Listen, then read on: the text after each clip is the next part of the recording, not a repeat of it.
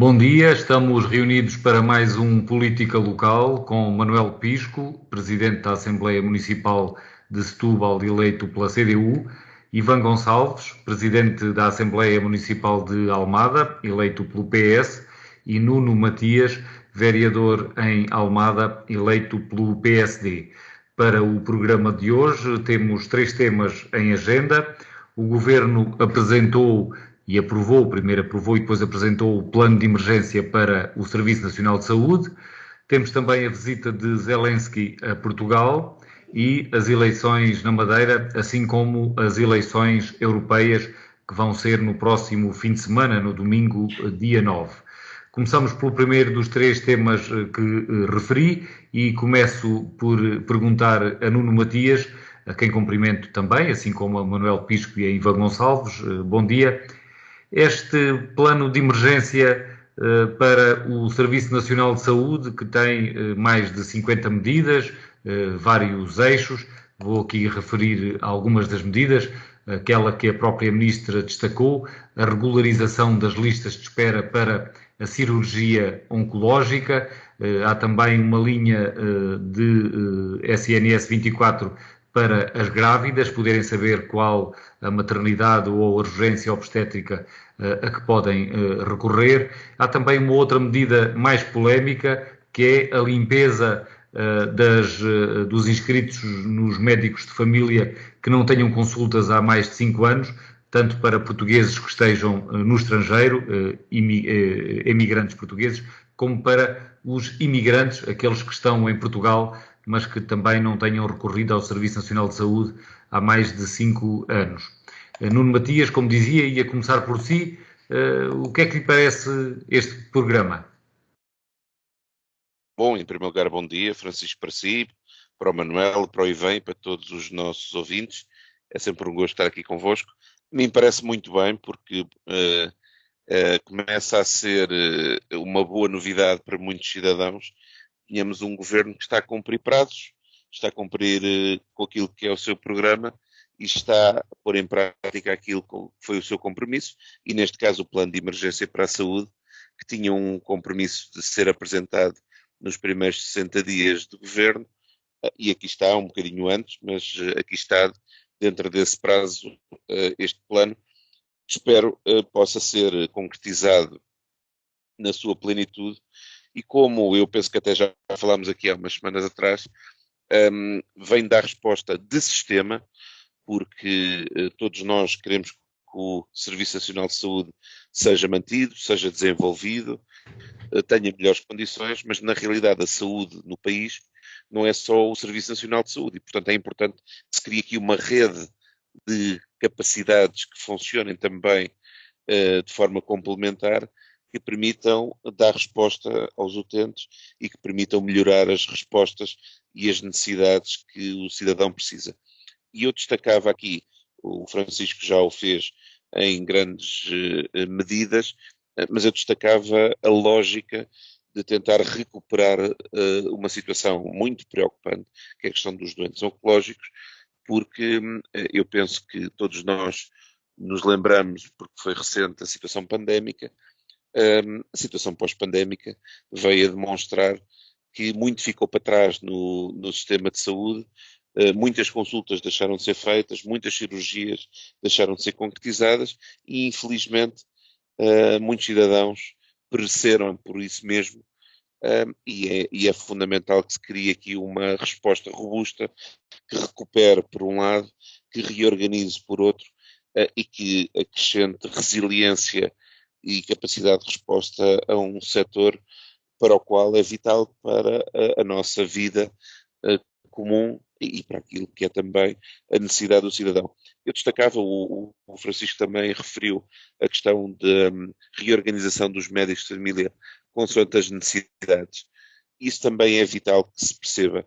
Lá está, numa lógica de sistema de saúde que complementa as respostas do Serviço Nacional de Saúde, que é fundamental e é aqui um alicerce central, mas também as respostas do setor social, do setor privado, que possam ser complementares.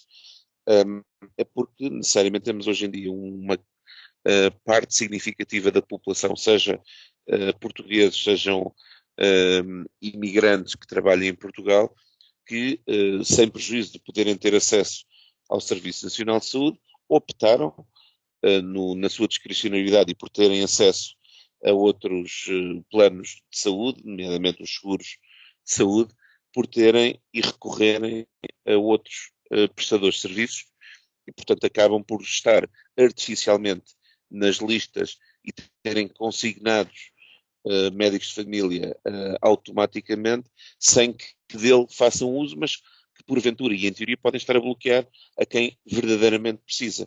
E, portanto, parece-me uma boa medida, pelo menos nem que seja do ponto de vista transitório, até que seja possível reforçar o número de médicos de família à disposição e a serem alocados para o sistema. E também foi positivo o anúncio da abertura do procedimento para mais 900, sabendo nós que, como é óbvio, a abertura não significa a alocação direta desses mesmos 900 de forma automática, mas é também positivo. E o que é que eu realço deste conjunto de medidas? É uma lógica de gestão de um setor para dar uma resposta ao cidadão em que necessariamente estamos a falar de questões civilizacionais e de humanidade, ou necessariamente estamos a tentar defender a vida humana, mas que isso não significa que não possa haver aqui preceitos e conceitos de gestão que ajudem a tornar mais eficiente a resposta, a ajudar quem realmente mais precisa, a recuperar os atrasos que podem pôr em causa a vida de pessoas, e complementar a oferta e complementar soluções de forma a garantir que, como eu disse também aqui num dos programas anteriores, nós não precisamos ter um ministro do Serviço Nacional de Saúde, nós precisamos ter uma verdadeira ministra, neste caso da Saúde, que ajuda a gerir este setor e que ajuda a complementar respostas.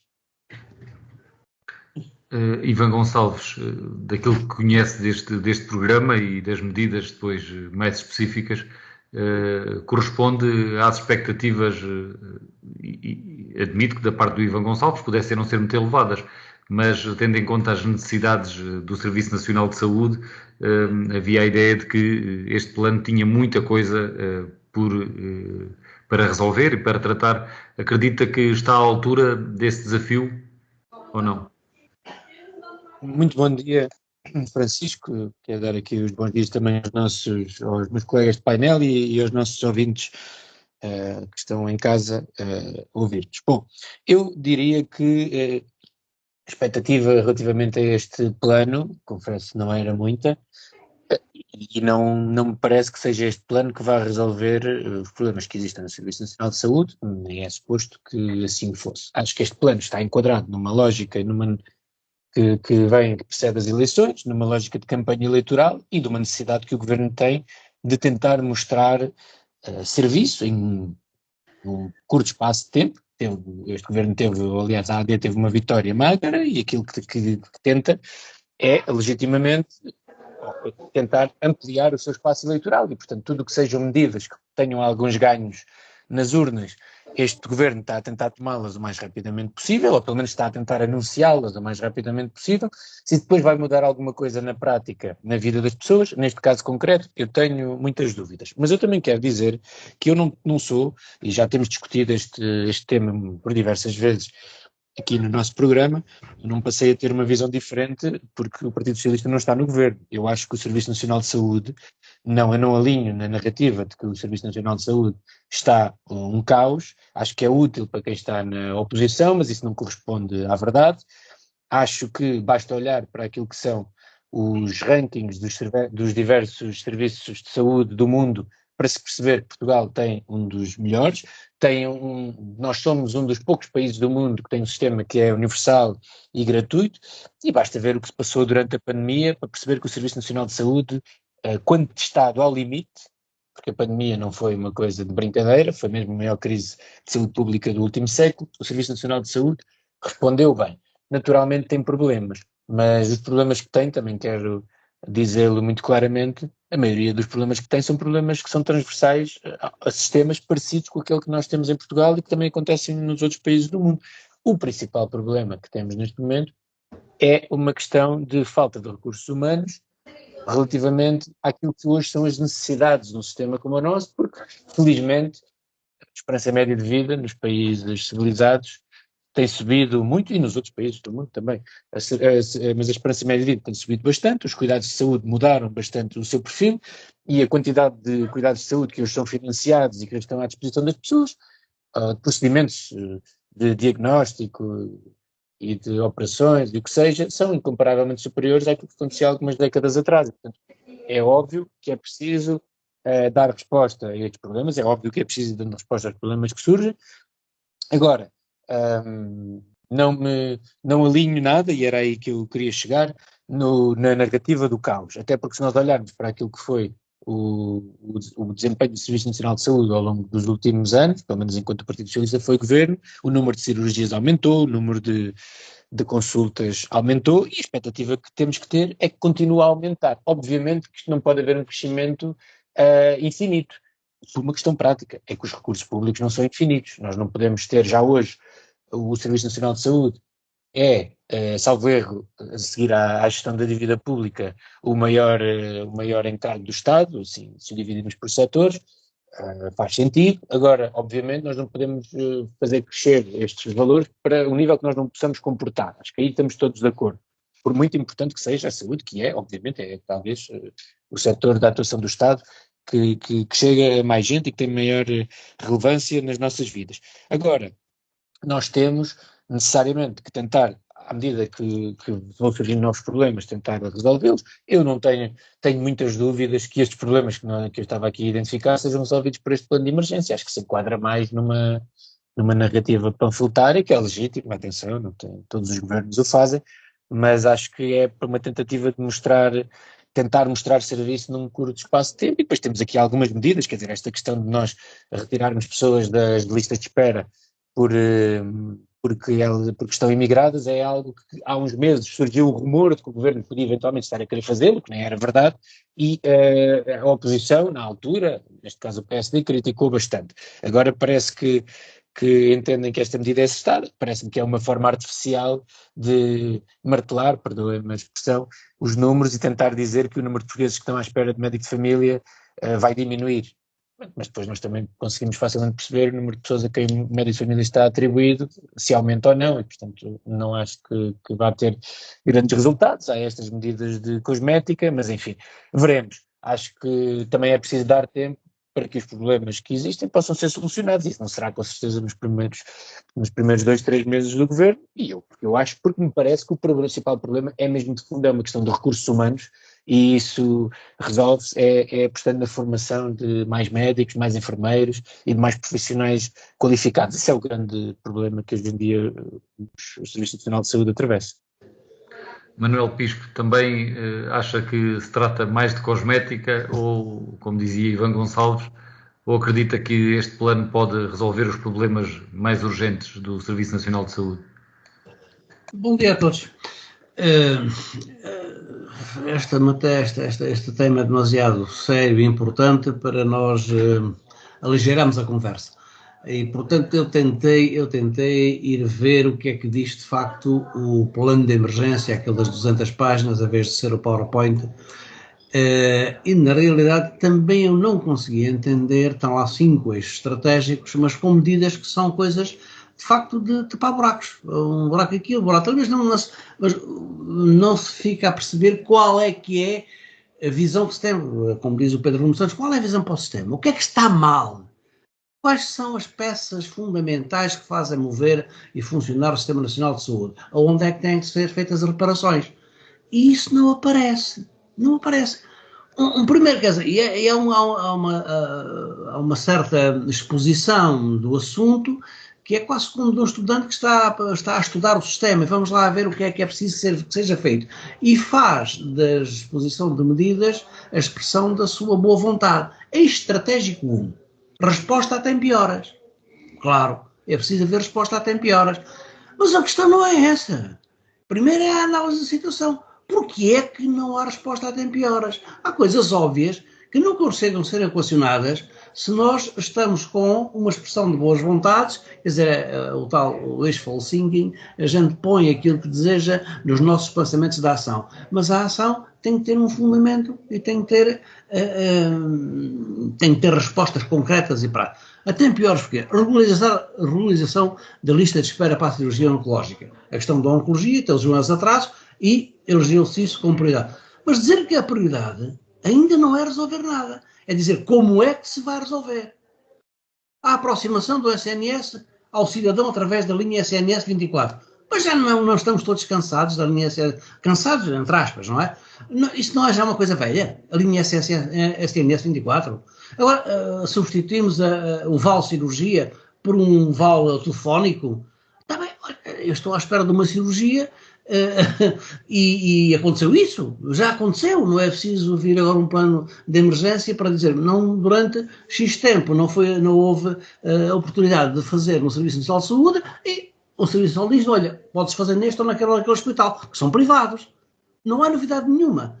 Portanto, eu vejo aqui em eixo estratégico coisas que depois não são nada estratégicas, são mexidas em pequenas coisas, e algumas delas são alguns remédios burocráticos. Muito bem, mas elegeu-se o tema, onde é que está aqui um problema mais chocante, no atraso nas cirurgias oncológicas. Isso não é um eixo estratégico, é agora e para o futuro, não é a situação em que se acumularam muitos atrasos numa determinada especialidade. Bem, depois a gente vai lendo e tem coisas, a monitorização do acompanhamento à atividade adicional. A seguir logo passa-se para o eixo estratégico 2. Qual é o eixo estratégico 2? Bebés, mães em segurança. Está bem, mas a gente tem tido um problema de andar com as parturientes de um lado para o outro sem saber onde é que elas vão ter o parto, onde é que vão ser assistidas. Não se vê aqui nestas 200 páginas como é que esse problema se vai resolver, nem quais são os meios, nem qual. O que é que se diz? Olha, vão ser orientadas pela linha SNS 24 e, portanto, quando estiverem com uma urgência por razão de parto, ligam para o SNS 24 que o SNS 24 salva. E pode ser assim, olha, o hospital que tem ao pé de casa não serve, tem que ir ao hospital que vai, por exemplo, daqui de Setúbal para Santarém. Isso resolve alguma coisa de estratégica? Portanto, o documento é todo construído assim. E eu pergunto, mas querem meter as mãos no problema ou não? Há médicos suficientes? Passa a haver médicos agora suficientes no Sistema Nacional de Saúde para acorrer a estas emergências? Como é que é? É o facto só de aqueles que já estão nos cuidados intensivos e nas urgências, sobretudo que nas urgências está anunciado, de terem uma revalorização no salário enquanto eles continuam a ficar massacrados horas a fio, dias seguidos a fio, 24 horas de serviço, coisas desse tipo? Recrutam mais médicos ou não? Há maneira de fazer isso ou não? Abrem-se nas universidades, isto é que é estratégico, nas universidades cria-se mais formação médica ou não? Isso é que é estratégico, não são estes remédios. Portanto, este plano tem de facto aqui um plano de emergência. Pronto, ele também não, ele depois apanha vem desenvolvendo 5 eixos estratégicos, mas ele chama-se à cabeça um plano de emergência. É para o momento, é para a aflição, é para tapar os buracos de que o barco está a meter água, onde está mais a meter água, os buracos maiores vamos tapando. Tá? Mas não entendo que isto seja qualquer coisa que equacione, ao fim destes anos todos do Serviço Nacional de Saúde, aquilo que são as necessidades de resposta com aquilo que são os meios para essa resposta. Os meios, se calhar, já está mais ou menos identificado pelos que dizem os entendidos, quem está lá, eu não sou especialista, é a organização hospitalar, não é a Serviço Nacional de Saúde, nós não somos, não é? Mas nós temos mas temos que levar em boa consideração as opiniões de quem lá está dentro, aquilo que temos conhecimento do contacto com os serviços, quando deles precisamos, não é? E ver como é que funcionam, mas sobretudo ter em boa conta as opiniões dos especialistas. E a questão é sempre a mesma. Há uma questão de organização, sim, e isso é notório, e, portanto, aquele esforço da criação de uma direção executiva que começasse a reorganizar, julgo eu que era uma tarefa que estaria no bom caminho, não sei agora que caminho leva. Isso é estratégico. Isso é estratégico. Qual é o caminho que vai levar a direção executiva do Serviço de Saúde? Eu ainda não ouvi dizer nada. Continua, faz o seu trabalho, ou ficamos por uma medida de emergência com estes 5 eixos estratégicos, não é? Depois, o outro problema é a falta de pessoal clínico e de enfermagem, pessoal médico e de enfermagem. Esse é que é o problema. E depois é a facilidade com que se diz que o setor privado e o setor social vai complementar o serviço, que é o que tem acontecido sempre. 40 e tal por cento, entre 40% e 50% do dinheiro gasto de saúde no nosso país é para o setor privado, é para os meios de diagnóstico, é para os meios complementares, é para o serviço complementar que o setor privado e o setor social, hospitalar, já faz, não é novidade nenhuma. Como é que nós vamos entender que com essa medida estratégica, que é o que já está, que é o que já existe, a gente vai resolver o problema da incapacidade de resposta do sistema?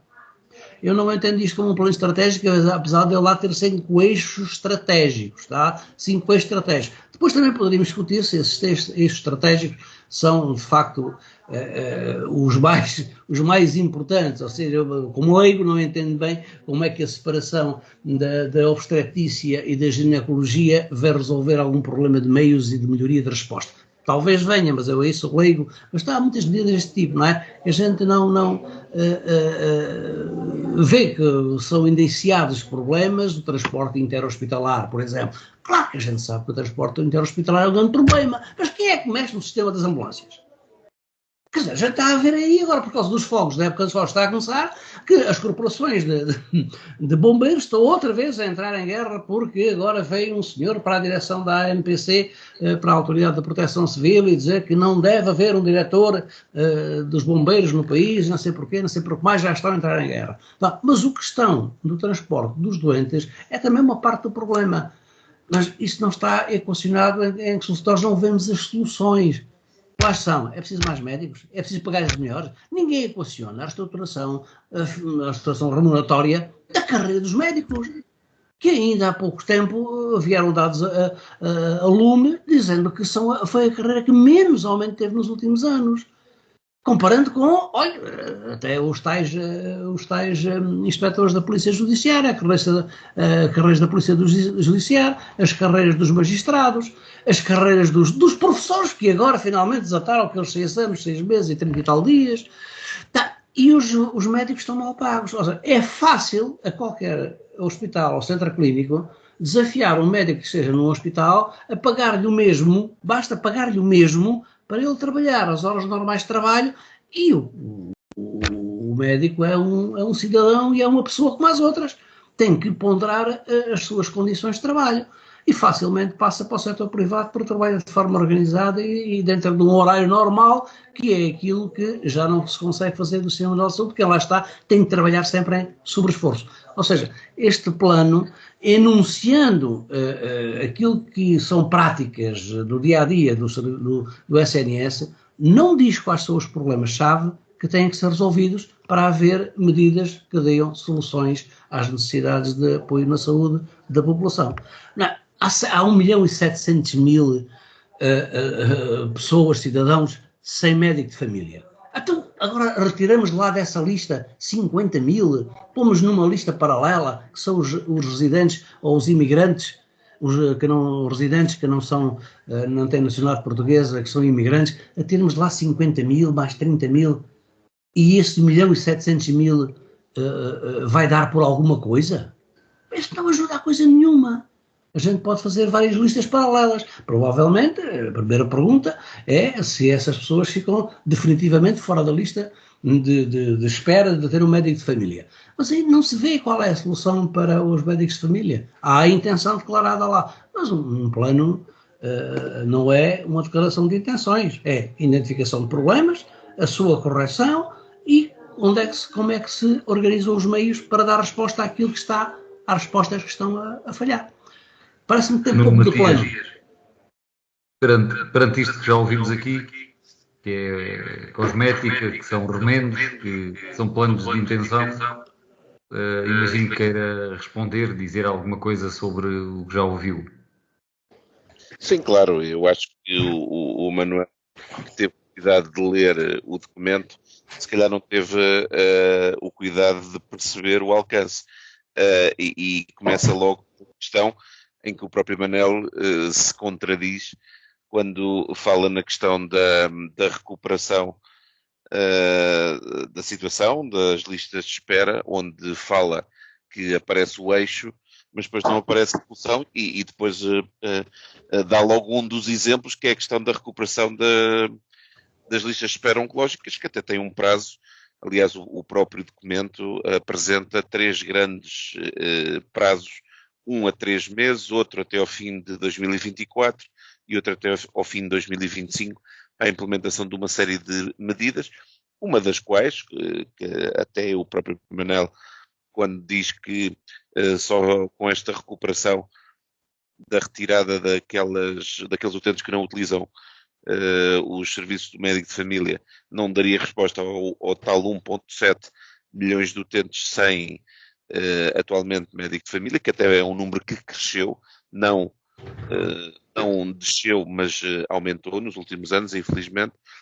Mas o que é verdade é que uma das medidas que é clara é também a constituição das ULS tipo C, que até já estavam previstas, mas nunca se optou por essa solução, em que se vai reforçar com isso a rede, se vai reforçar a oferta em recursos humanos, porque se vai envolver também entidades privadas e sociais, e necessariamente com isto vai-se reforçar a capacidade de resposta. Ou seja, parece-me que, como é óbvio, há aqui um conjunto de intenções apresentadas em eixo, mas também há um conjunto de propostas claras, concretas, objetivas, que têm que ser executadas, e cá estaremos para medir a capacidade de execução das mesmas, sabendo nós que é um setor que é difícil, tem sido muito problemático.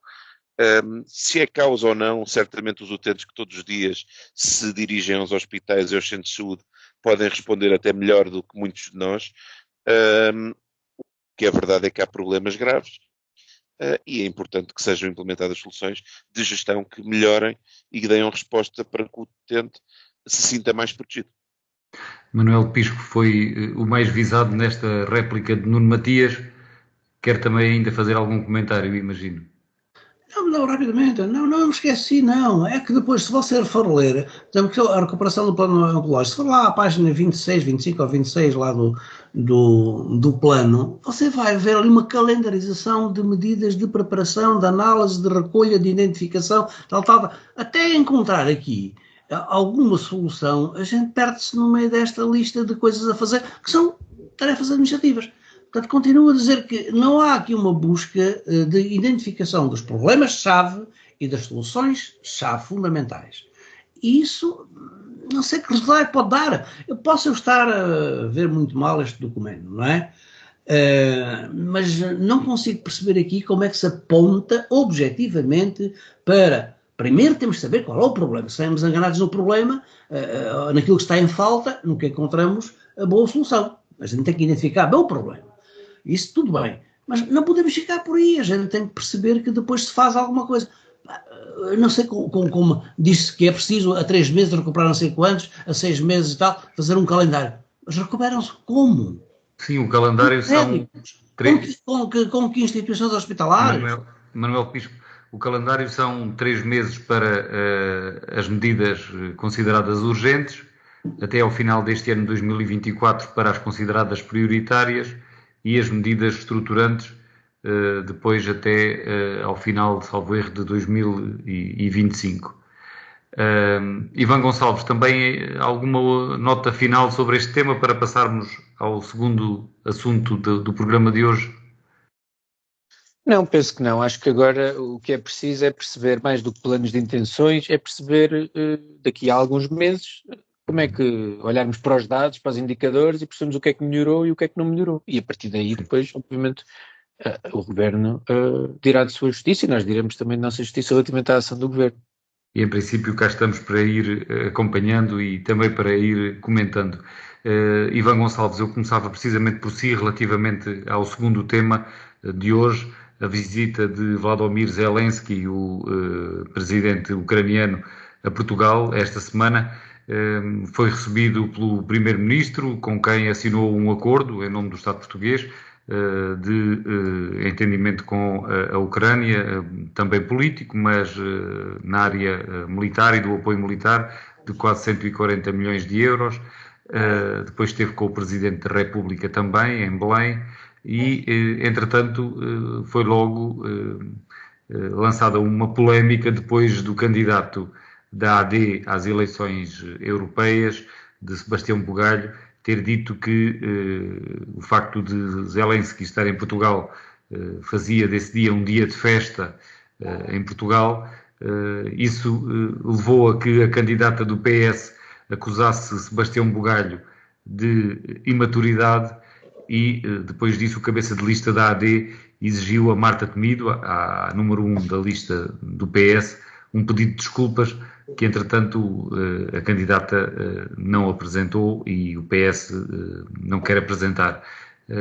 Antes de mais, que comentário é que lhe merece a visita, os contornos da visita de Zelensky a Portugal? E também lhe perguntava, acha que Marta Temido esteve bem neste comentário, chamar imaturo a Sebastião Bugalho e que não é devido um pedido de desculpa, ou tem uma opinião diferente?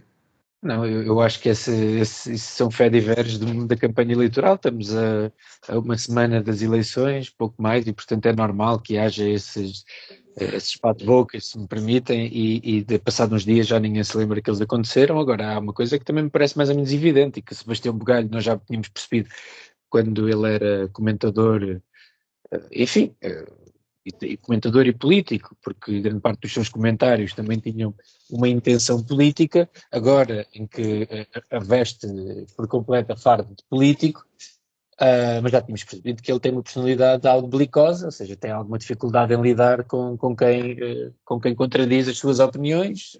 Enfim, não é um traço de personalidade que me parece que já todos tínhamos reconhecido, e portanto a forma como até reagiu, acho que também tem muito a ver com isso. Acho que não lhe fica muito bem, como não tem ficado em alguns debates, algumas reações que tem tido, alguma forma até de lidar com os outros candidatos, mas enfim, mas isso depois os eleitores julgarão nas eleições. Relativamente à questão da visita do presidente Zelensky, eu acho que é uma visita importante, obviamente. Nós nunca é demais reafirmar a solidariedade que nós, enquanto povo, sempre demonstramos desde o início com a Ucrânia enquanto país oprimido e que está a ser vítima de uma invasão que é injusta, e nós, país, e nós, enquanto Bloco Ocidental, pusemos do lado do agredido e demos também as condições, temos ajudado a que o agredido tenha as condições suficientes para que faça a sua resistência. Isso acho que é importante. Obviamente que no horizonte temos também aquilo que é o futuro dos Estados Unidos, em que a extrema-direita pode ter um papel preponderante, e todos sabemos as afinidades que a extrema-direita tem, não só nos Estados Unidos, mas até a extrema-direita europeia, grande parte dela, com o Sr. Putin, parte dela até beneficiaram de financiamento de proxies do Sr. Putin no passado, e portanto a desagregação da União Europeia, o crescimento da extrema-direita, uns contra os outros dentro do nosso bloco, se assim podemos chamar, é algo que só beneficia a Rússia, e portanto eu acho que é importante que nós mostremos solidariedade com a Ucrânia, neste caso com o seu presidente, com o Vladimir Zelensky. Ainda assim, não tenho a certeza se isto se pode materializar numa entrada da Ucrânia na NATO no curto prazo. Acho que é evidente que enquanto existir uma guerra em solo ucraniano, dificilmente pode existir uma entrada na NATO, e mesmo relativamente à questão da entrada na União Europeia, acho que António Costa foi muito sensato na forma como sempre abordou este tema, porque o pior que nós podemos fazer é criar uma expectativa à União Europeia, à Ucrânia e aos ucranianos, que depois nós europeus, que depois não a possamos cumprir mais à frente. Não quero também deixar de dizer, só mesmo para terminar, da mesma forma que nós somos solidários com um povo que está a ser, existe uma tentativa de ocupar o seu território, acho que também devemos manifestar a nossa solidariedade e a nossa preocupação com o que está neste momento a passar na Palestina, em que Israel vai exercendo, já há várias décadas, a sua ocupação em diversos territórios, pela lei internacional não lhe pertence, mas mais recentemente, em resultado do ataque que foi perpetrado pelo Hamas e que é absolutamente inqualificável e que deve ser absolutamente repudiado, mas a autêntica matança que tem sido feita em Gaza e a forma como Israel tem procedido, acho que deve merecer o nosso mais veemente repúdio, e dizer também que esteve muito, muito mal o governo português, porque se durante anos a dificuldade que nós tínhamos era de que a dificuldade, enfim, aquilo que se ponderava era se faria ou não sentido Portugal isoladamente avançar para o reconhecimento do Estado da Palestina.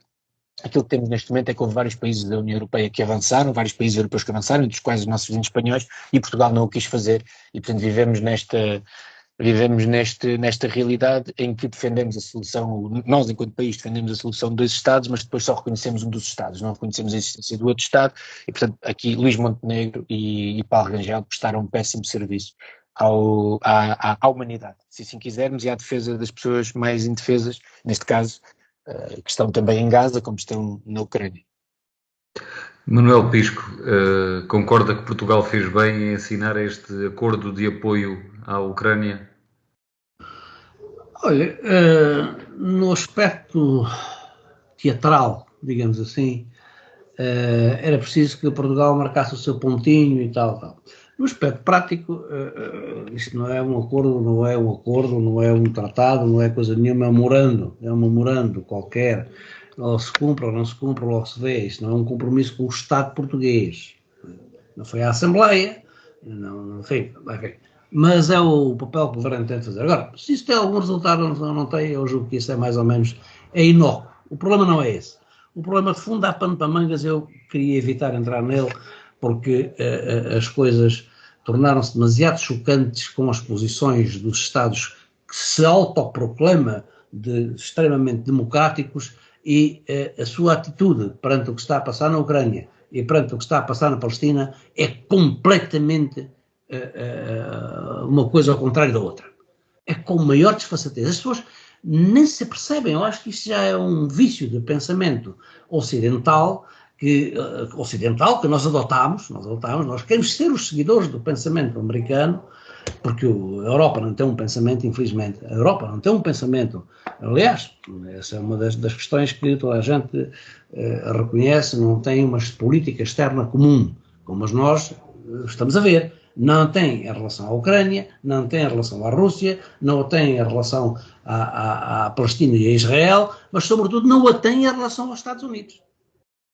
Não o tenha, é um seguidismo dos Estados Unidos que é uma coisa impressionante. E, portanto, isto torna-se amoral, não é moral, porque isto é com intenção, é mesmo imoral.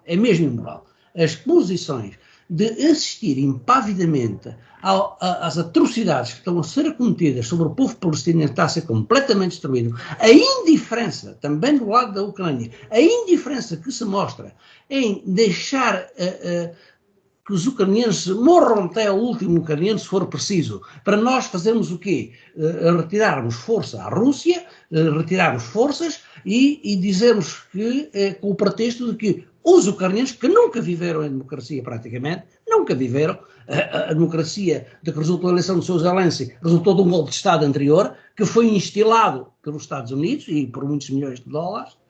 Isto é conhecido, isto não é nenhuma teoria da cabala, é conhecido. Aqui nunca teve democracia, mas está a defender a nossa democracia, como dizem os Estados Unidos. Está a defender a nossa... E como é que eles defendem? A gente julga que fazem uma grande coisa, carregando-os de ammunitions. Damos-lhes ammunition, as munições, para eles defenderem a nossa democracia.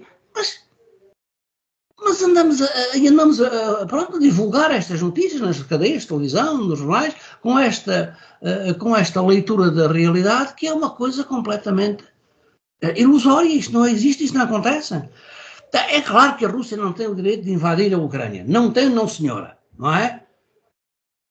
Tal como, no tempo do Pacto de Varsóvia, não teria o direito dos Estados Unidos invadir ao México se o Pacto de Varsóvia integrasse o México.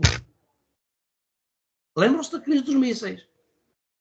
Mas ninguém faz comparações, ninguém entende as razões das partes. Eu não estou a querer defender a Rússia porque quando se liga a posições sobre a defesa da Rússia, diz-se desculpando porque eles estão ligados à Rússia porque aquilo é a União Soviética, é mesmo... Não!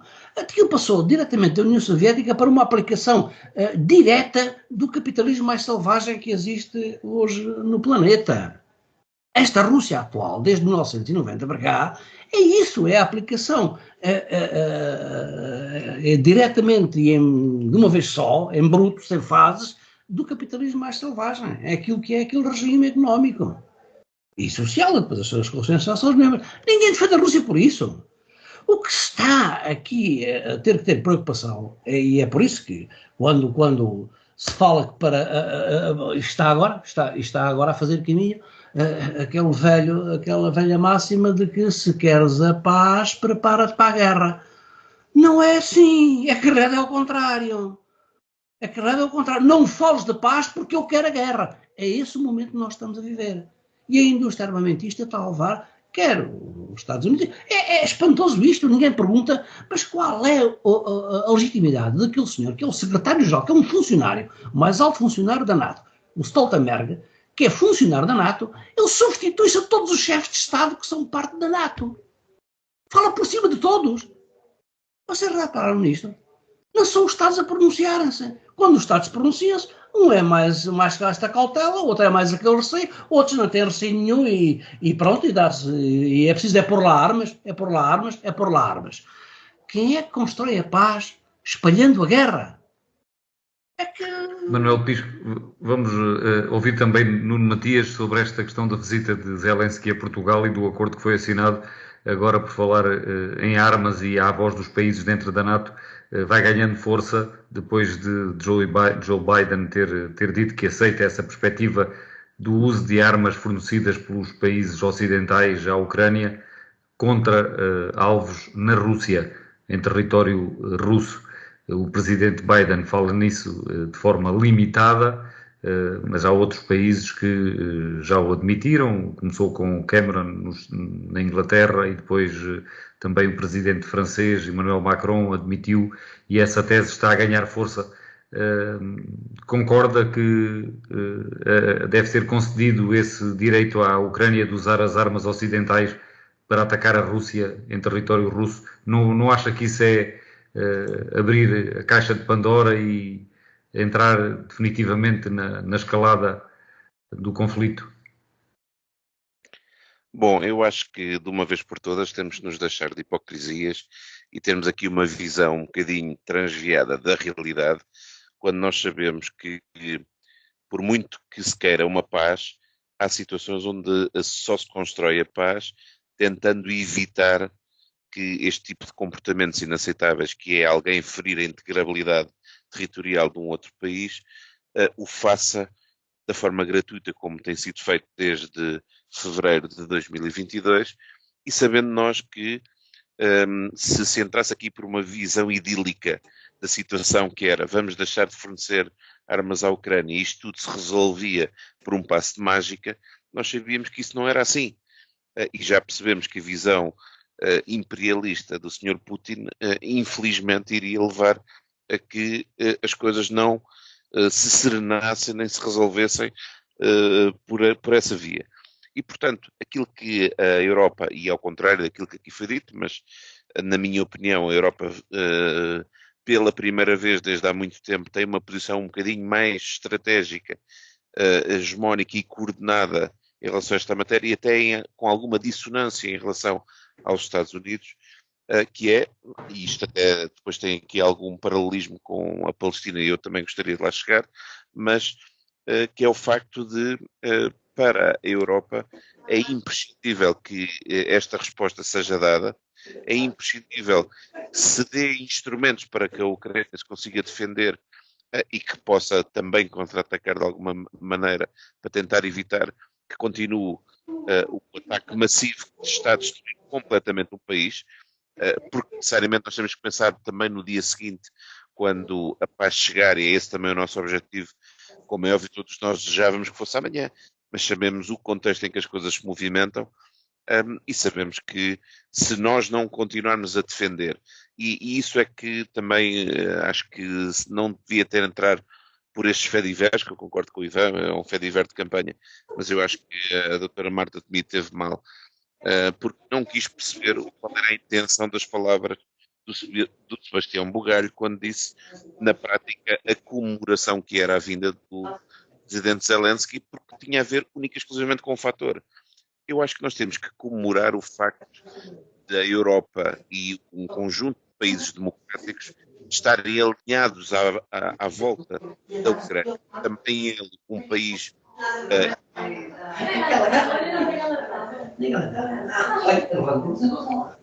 parece que há aqui um pouco de futuro. Manuel Pisco, pedia-lhe que desligasse o microfone enquanto o Nuno Matias está a falar. Manuel. Sim, eu estou a tentar. Está a tentar, sim. Nuno Matias, continue. E também pedia que fosse rápido para ainda termos aqui alguns minutos para o último tema. Mas isto para dizer que necessariamente este conjunto de intervenção é que deve ser comemorado, que é o facto de haver países livres, democráticos, que estão a continuar este esforço para tentar construir a paz, tentando defender um país que está em guerra e que foi invadido. Isto também tem um paralelismo com a questão da Palestina, porque eu aí permito-me discordar do Ivan, quando criticou a posição do governo português de não reconhecer ainda a Palestina, por um motivo. Porque todos nós defendemos, e acho que aí é comum, a solução dos dois Estados e necessariamente também o reconhecimento da Palestina. Mas aquilo que defende o governo português e o primeiro-ministro Luís Montenegro, e parece-me a mim que é o que faz sentido, é haver um reconhecimento ordenado, coordenado, e penso eu que numa primeira fase do bloco comunitário da União Europeia, que permitisse fazer um reconhecimento que tivesse este peso.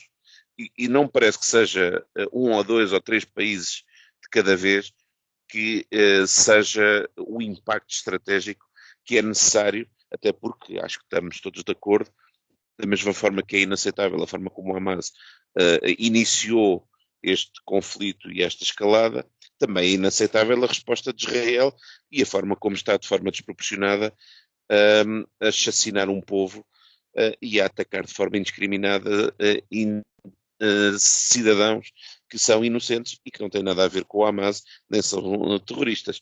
E, portanto, parece-me que esta lógica de respondermos apoiando, respondermos sinalizando aquilo que são valores para nós inquestionáveis, como é a democracia, a integrabilidade territorial dos povos, e não permitindo que alguém, por sua livre e espontânea vontade, agora subverte estes valores que hoje em dia estão vertidos no direito internacional, parece-me que é fundamental e, portanto, andamos bem e devemos comemorar sempre que alguém continua a defender isto.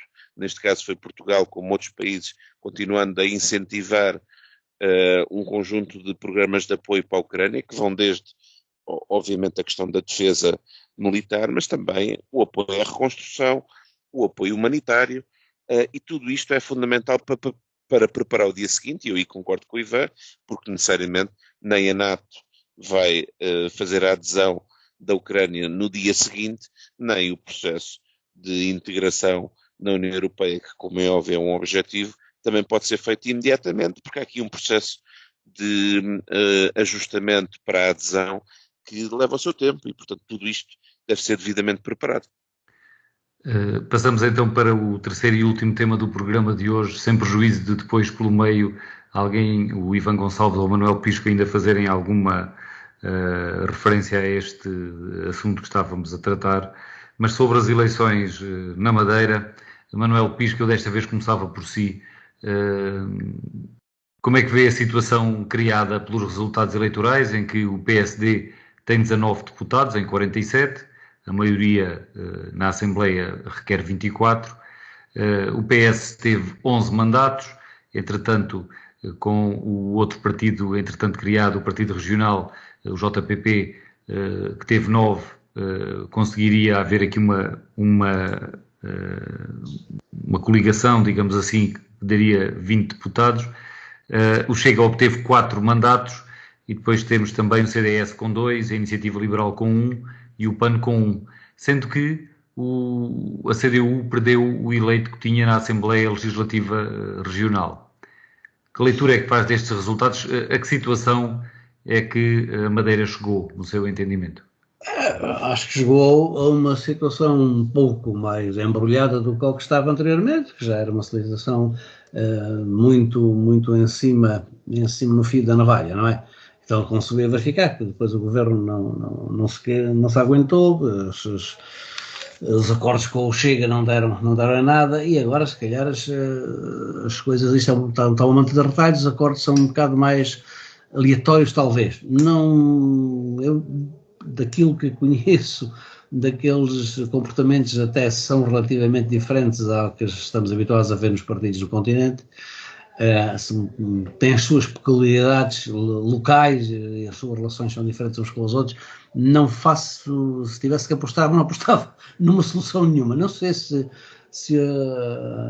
o governo da AD é capaz de se formar, está indigitado, o Albuquerque, muito bem. Não sei se conseguirá fazer governo.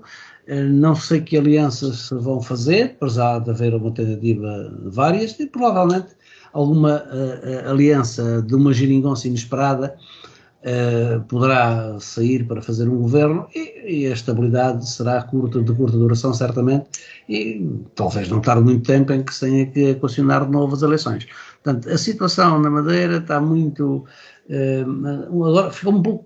Creio que é mais complicada do que a situação no continente, porque a situação aqui tem os 3 blocos definidos. Ali na Madeira as coisas parecem um bocado mais embrulhadas e as maiorias são mais difíceis de fazer. Embora depende dos personagens, depende dos protagonistas das representações que tiveram lá deputados eleitos, não é? Mas não tenho nenhuma perspectiva de qual é a melhor solução, nem a mais viável, nem se há alguma solução.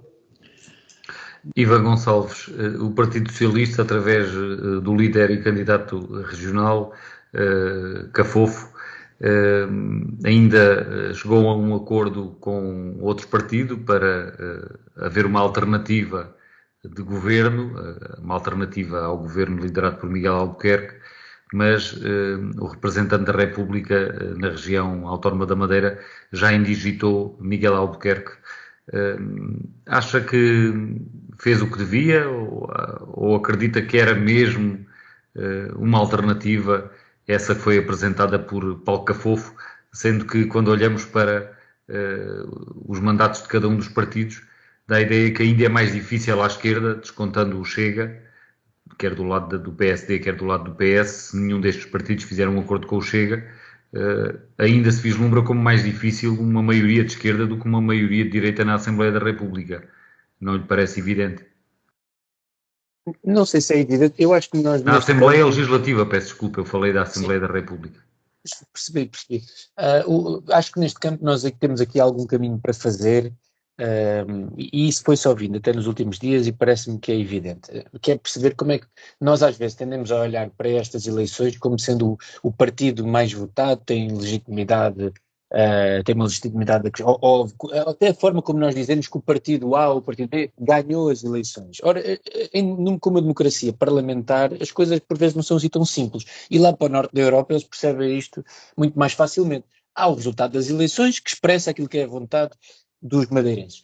Nós tendemos a ter em Portugal, e isto para responder à questão do Francisco, tendemos a dar também a oportunidade àquele que é o mais votado a ser o primeiro a tentar fazer uma maioria para poder governar. E, portanto, eu até acho relativamente normal que o representante da República indigite o PSD para formar governo. Mas também acho normal que o PS, conjuntamente com outro partido, em que juntos têm mais deputados do que o PSD, e existindo à primeira vista um bloqueio em que todos os partidos diziam que não se iriam coligar com o PSD, ou seja, o PSD ficaria com uma ilha de 20 deputados, aliás 19, salvo erro, do PS e o JPP dizerem, bom, são mais 19, do que isso... Sim, os eleitos do PSD são 19 na Madeira. O PS e o JPP têm 20 em conjunto. E, portanto, não acho também nada de estrambólico, se me permitem, que o PS e o JPP dissessem, bom, nós temos 20. E, portanto, temos mais condições para governar. Agora, aquilo que parece, se mantivéssemos esta situação, é que nenhum deles teria grandes condições para ter um governo estável, não é? Que está em contra também daquilo que ainda agora o Manuel Pisco dizia. Isso acho que é mais ou menos evidente, a situação ficou mais deteriorada. Agora, parece que existe um acordo à direita para a direita poder formar governo. Enfim, o que eu também acho que é normal, o que é normal, isto é, que é normal que os partidos, depois de eleitos os seus deputados, façam as suas conversações e que formem o seu governo. O que aconteceu na República foi outra coisa. É que, porque o Partido Socialista podia ter dito, nós temos um bloco, nós até já discutimos isto aqui no passado, nós à esquerda constituímos um bloco que é superior ao bloco da direita democrática e, portanto, entendemos que nós é que temos legitimidade para formar governo. Aquilo que Pedro Nuno Santos disse logo naquela noite foi, o bloco da direita é superior ao nosso. Da direita, contando com o Chega, o que está para a direita do Partido Socialista. E, portanto, o Partido Socialista abdicou dessa vontade. Também é legítimo, ou seja, isto depois é política, isto não é matemática, não é? E, portanto, aquilo que eu também queria ressalvar aqui são só duas coisas, só mesmo para terminar. Uma, sim, para terminar mesmo, para darmos ainda 3 nada, minutos ao Nuno Matias.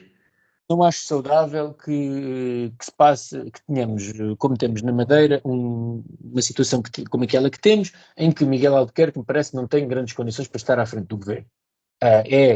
Está a ser erguido no processo, salvo erro, e, portanto, o PSD devia ter outra líder. Luís Montenegro devia também ter-se pronunciado sobre isto, porque, por exemplo, no caso da República, por muito menos, porque António Costa não é erguido e coisa nenhuma, António Costa demitiu-se, entendeu que não tinha condições, o Primeiro-Ministro não devia estar sob suspeito, e eu entendo também que o Presidente do Governo Regional da Madeira não devia estar nestas condições, e Luís Montenegro devia também já ter, no seio do seu partido, ter dito que entendia que devia haver outro líder do PSD Madeira. Francamente, acho que isso ajudava também a arejar, se quisermos, o ambiente político na Madeira. Ficou entendido e desculpe lá estar a apressá-lo.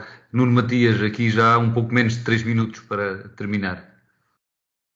Não, eu não tenho dúvidas que aquilo que funcionou na Madeira foi a democracia em primeiro lugar, com a vontade do povo madeirense e porto-santense, que deu uma vitória clara ao PSD de Madeira, e portanto escamotear isso é estar a tentar tirar de esforço aquilo que foi uma vitória clara, mesmo que sem maioria, porque sabemos que os quadros parlamentares hoje em dia, com a fragmentação partidária necessariamente é cada vez mais difícil, mas até ficou claro, e por isso é que a atitude de Paulo Cafofo parece-me não só incompreensível, como também um pouco irracional, que é pensar-se, ao contrário daquilo que bem o secretário-geral do PS a nível nacional fez, que foi fazer uma leitura parlamentar e perceber que havia uma maioria parlamentar de centro-direita, mesmo que se possa considerar que é mais difícil haver uma integração através de acordo de incidência parlamentar ou governamental com o Chega,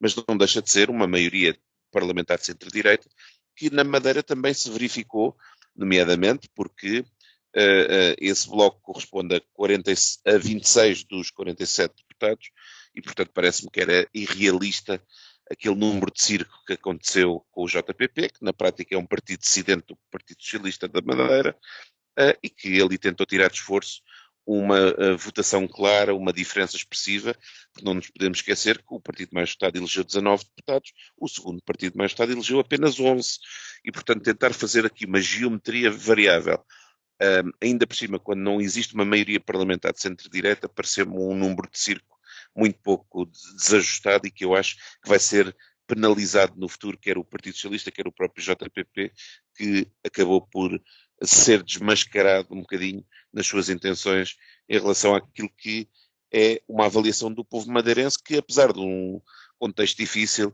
necessariamente não é agradável ter um Presidente do Governo constituído arguído, mesmo com a presunção de inocência não deixa de ser desagradável e não deixa de ser um fator que ajuda a enfraquecer um pouco a sua imagem e o seu peso institucional aos olhos do cidadão comum, e portanto necessariamente isto é um paradigma que ainda assim não deixou de ser caucionado com uma vitória com quase 38% dos votos por parte do PSD Madeira, e portanto acho que aquilo que agora importa é tentar encontrar condições para as decisões e tentar encontrar maiorias de decisão no Parlamento.